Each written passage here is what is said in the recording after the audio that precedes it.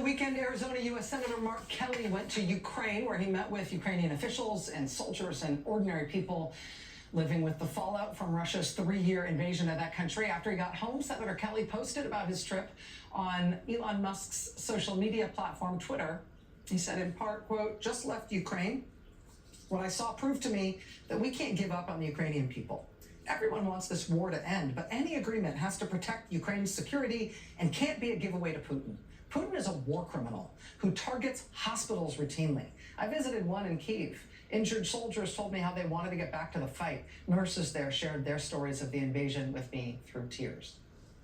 He said, "I met with Ukrainian pilots flying challenging combat missions against the Russians, who are protected by a considerable electronic warfare and surface-to-air missile system defense. When Trump cut off these Ukrainian pilots from U.S. intelligence that they needed to plan their missions, he blinded them to the threat, and he put them and their aircraft at risk. But worse than that, it helps the Russians advance further into Ukrainian territory to murder more Ukrainians. President Trump says the Russians are, quote, hitting them hard in a tone of voice that implies approval. It is sickening to see from an American president. Quote, hitting them hard means more dead Ukrainian kids." Senator Kelly says, quote, "I visited the Wall of Remembrance to pay tribute to Ukraine's dead soldiers. I'm bringing back what I saw and learned from Ukrainian leaders, service members, and the Ukrainian people to show the direct impact our support is having on the ground." He says the world will become a very cold and lonely place if we continue this ridiculous, screw you, go it alone foreign policy. It is dumb, and it will not age well, and it puts you and your kids and your grandkids at risk. After Senator Kelly posted that online, he got a response from President Donald Trump's top campaign donor. Elon Musk said in response to the combat veteran, Navy commander, and U.S. astronaut, quote, "You are a traitor." Senator Kelly then responded by saying, "Traitor? Elon, if you don't understand that defending freedom is a basic tenet of what makes America great and keeps us safe, maybe you should leave it to those of us who do." Joining us now is Arizona U.S. Senator Mark Kelly. Senator, I really appreciate you joining us this evening. I know you've had a lot of travel time recently. Do you hear a lefty or radio? It doesn't matter. I got you? It was, yeah, I can hear you. Okay, I can hear Can you you now, hear me? too. Go ahead, sir. I can hear you now. All right. Yeah, sorry about that. I thank you for having me on the show. It's a long trip to get there. It's exhausting. It's really important to do it, especially now. I mean, I can't believe what's going on. It seems like our country, well, at least the Oval Office, has switched sides in this conflict. And to meet with the Ukrainian people, you showed the two nurses on the screen there, Tatiana and Irina were their names, and their story is just heartbreaking. It is so sad.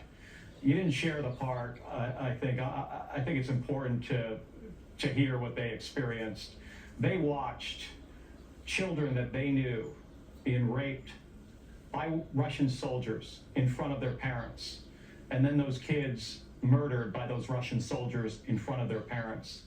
It was heartbreaking. It is horrendous. It'll never be forgiven. Those soldiers were sent there by Vladimir Putin to destroy this country. Putin is an existential threat to Ukraine, to Europe, ultimately to us.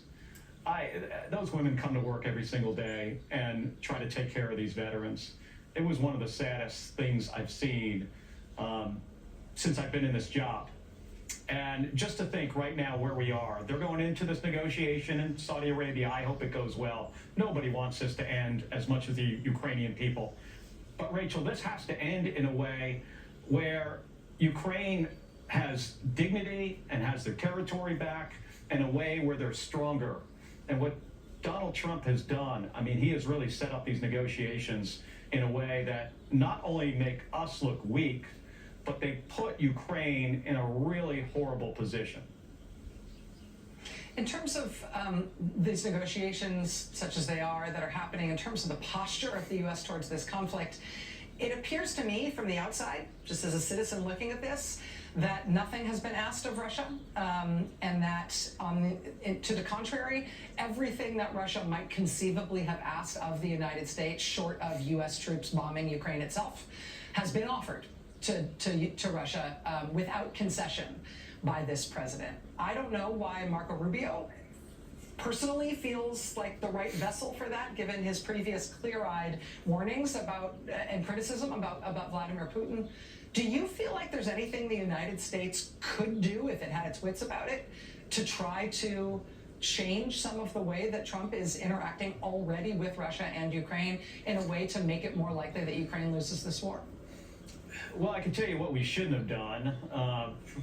Right at the beginning here of this negotiation, Donald Trump decides to give up Ukrainian territory, say that's not an option, they're not going to get everything back, and to say they'll never be a member of NATO. That's not the way you go into a negotiation.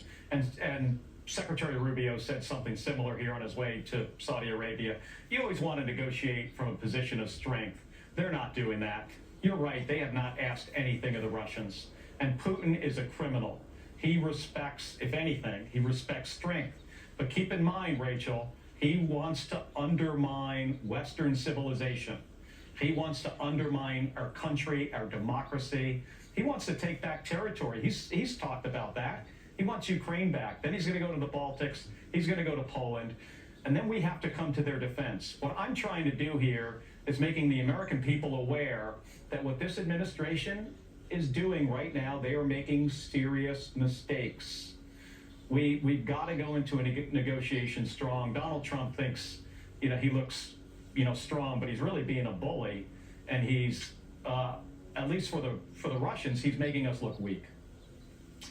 Senator, I have to ask you, and I apologize in advance for doing this, but I have to ask you if you have any response tonight to what the president's top campaign donor, Mr. Musk, said about you, bluntly calling you a traitor in response to you writing about your trip to Ukraine.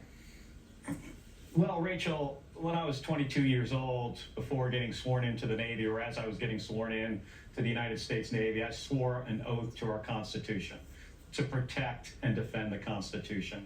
I have lived that oath my entire life. I flew in combat in the first Gulf War. I served in the United States Navy for 25 years. I spent 15 years at NASA risking my life flying the space shuttle. And the only oath I can think of that maybe Elon has sworn is an oath to his own checking account, to his pocketbook, an oath maybe to ruining the lives of veterans. I had veterans in my office last week who, after really good performance reports, found out that Elon Musk fired them for poor performance. He has ruined these people's lives. They were serving our country again in very valuable roles, and they did not deserve to get fired by an email from an unelected billionaire.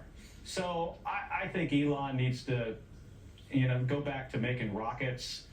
That's what he should focus on. He shouldn't be focused on this slash and burn of the federal government. And by the way, Rachel, he's doing it for one reason. He's doing this so they create a little space so the big giant tax cuts that they're going to give for millionaires and billionaires do not look as bad, does not add as much to the debt and deficit. And the way he's going to do it is he's firing people, and then on top of that, he's going to cut health care for kids that a third of kids get their health care, or a third of people that get their health care from Medicaid are children, and he's going to cut health care for seniors, all to give this big tax cut. So I would prefer if Elon went back to his old job, at SpaceX and Tesla. Well, it seems like certainly Starlink or SpaceX could use some executive help at this point. Maybe some more time might be available. Senator Mark Kelly, I really appreciate you taking time tonight. Thank you for talking to us tonight, sir. Thank you, Rachel. All right, more news ahead here tonight. Stay with us.